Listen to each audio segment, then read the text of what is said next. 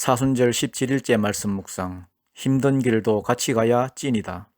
마태복음 8장 18절로 22절입니다. 예수께서 무리가 자기를 에워싸는 것을 보시고 건너편으로 가기를 명하시니라. 한 서기관이 나와 예수께 아뢰되 선생님이여 어디로 가시든지 저는 따르리이다. 예수께서 이르시되 여우도 굴이 있고 공중에 새도 거처가 있으되 인자는 머리 둘 곳이 없다 하시더라. 제자 중에 또 한 사람이 이르되 주여 내가 먼저 가서 내 아버지를 장사하게 허락하옵소서. 예수께서 이르시되 죽은 자들이 그들의 죽은 자들을 장사하게 하고 너는 나를 따르라 하시니라. 아멘. 예수님이 기적을 많이 행하셨습니다. 나병 환자 고치시고 백부장의 종 중풍병자도 고치시고 베드로의 장모도 고치시고 많은 병자들을 고치셨습니다. 기적이죠. 축복이죠. 이걸 보고 많은 사람이 모여들었습니다. 18절을 보니까 무리가 에워쌀 정도로 많은 인파가 따라다녔습니다. 반응이 참 좋았다는 거죠. 그런데 진짜는 그게 아닙니다. 거기서 머무르면 안 되고 진짜가 되려면 기적만 보는 게 아니라 힘든 일도 같이 해야 그게 진짜라는 겁니다. 한 서기관이 예수님께 나와서 이렇게 얘기합니다. 선생님이여 어디로 가시든지 저는 따라가겠습니다. 그걸 보시고 예수님이 의외의 말씀을 하시죠. 여우도 굴이 있고 공중에 새도 거처가 있으되 인자는 머리 둘 곳이 없다. 물론 이게 사실이기도 하지만 예수님은 실상을 얘기해 주시는 겁니다. 나 홈리스야 이런 뜻이에요. 나 따라오면 기적만 행하고 병 고쳐주고 좋은 일만 있는 줄 알지? 나 머리 둘 곳도 없어. 집도 없어. 나 따라다니면 이런 생활을 해야 될지도 몰라. 나 장돌뱅이야. 뿌리 내리고 살아가는 인생 아니야. 무슨 얘기입니까? 예수님 따라가기 위해서는, 예수님과 진짜 친구가 되기 위해서는 어디든지 따라가겠습니다. 이런 각오가 있어야 된다는 겁니다. 더 얘기가 없는 걸 보니까 안 따라온 것 같아요. 하나님 앞에서 우리도 진짜가 되기 위해서는 좋은 것뿐만 아니라 힘든 일도 같이 해야 된다는 거예요. 어떤 사람은 그러죠. 교회에 오니까 좋은 사람도 없고 친구도 없고 혼자 외롭고. 한번 생각해 보세요.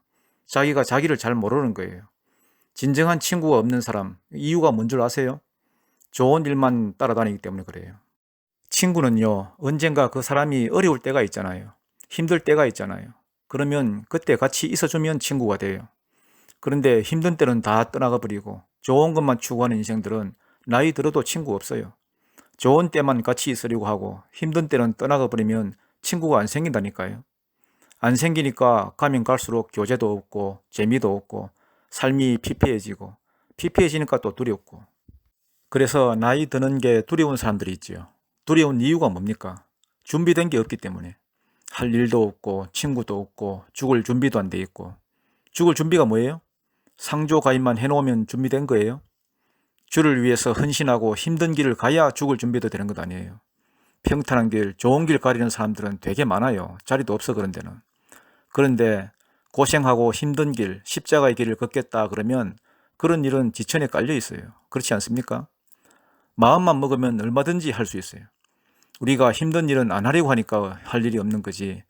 힘든 일도 하겠습니다. 십자가 지겠습니다. 그러면 지천에 깔려 있는 게 십자가의 길이라니까요. 그러면 할 일, 친구, 죽을 준비 이거 다 한 가지 일이고 한꺼번에 해결되는 것 아닙니까? 힘든 일도 같이 갑니다. 그러면 동시에 다 생기는 거예요. 그게 진짜 복이에요. 그래서 예수님께서는 진짜를 주시기 위해 사람이 모일 만한 메시지만 주시지 않아요. 내가 어디든지 따라가겠습니다 하면서 다가오니까 여우도 굴이 있고 공중에 새도 거처가 있으되 인자는 머리 둘 곳이 없다. 떠나갈 얘기만 하는 거예요. 힘든 길도 가야 돼 하니까 서기관도 떠나갔고 나중에 부자 청년도 떠나갔고 떠나가는 사람들이 많더라는 겁니다.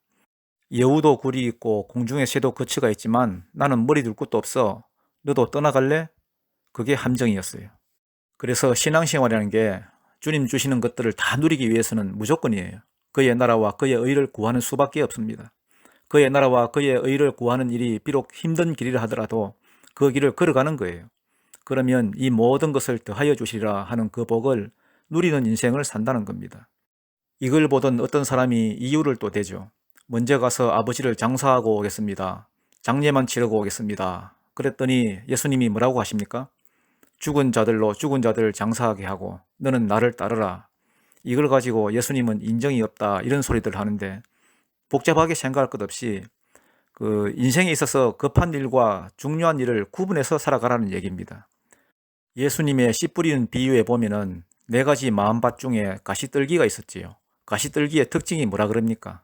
욕심. 하나님은 믿어요. 하나님도 믿고 다 알아요. 그런데 욕심, 이놈의 욕심 때문에 여유를 두지 않는 거예요. 빈 시간을 두지 않는 거예요. 맨날 분주하게 뛰어다니면서 하나님도 믿고 내 욕심도 차리고 하나라도 더 얻겠다는 거예요. 하나님 주시는 것 말고. 그러다 보면 쫓기거든요. 시간이 없으니까.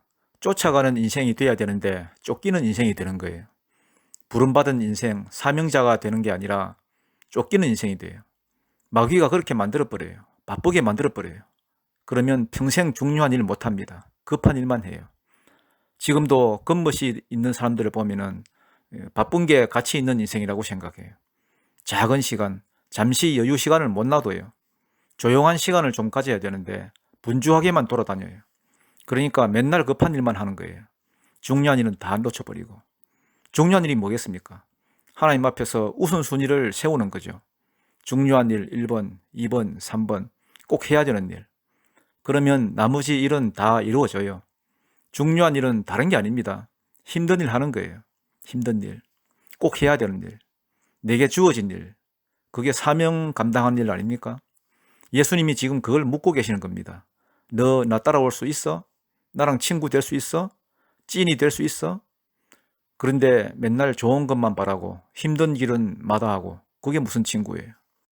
여러분 복잡하게 생각하지 마시고 힘든 길을 가십시오. 십자가의 길은 너무 거창하니까 그냥 힘든 길을 가십시오. 힘든 길을 가다 보면은 하나님의 은혜가 넘쳐나게 되고 나이 들면서 꼭 필요한 것들, 할 일, 친구, 죽을 준비 다 되는 거예요. 그리고 생각지도 못했던 상급에다가 영광까지 다 누리고 한마디로 얘기해서 인생의 선순환이 일어나는 겁니다. 아무것도 모르는 사람들은 그러죠. 저 사람은 뭐 맨날 아무것도 하는 것도 없는데 일이 된다고.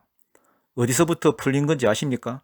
좋은 것뿐만 아니라 힘든 일을 기꺼이 하려고 하는 그 자세, 친구인 척 하는 게 아니라 진짜 찐이 되겠다는 그 자세 하나가 인생을 뒤바꿔 놓는 겁니다.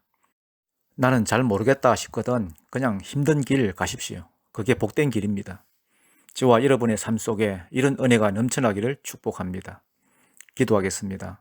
하나님 아버지, 우리는 주님을 따라가고자 하지만 주님은 말씀하십니다. 여우도 굴이 있고 공중의 새도 거처가 있지만 인자는 머리 둘 곳이 없다고. 내가 가는 길은 힘든 길이라고. 오늘 우리에게 은혜 주셔서 한 해 한 해 나이가 들어갈수록 인생의 지혜를 깨닫게 하여 주옵소서. 편한 길이 아니라 힘든 길이 진짜 복된 길인 줄 알고 주님과 함께 힘든 길도 마다하지 않고 따라갈 수 있는 믿음을 주옵소서. 예수님 이름으로 기도드립니다. 아멘. 찬송가 440장 어디든지 예수 나를 이끌면 찬양하겠습니다.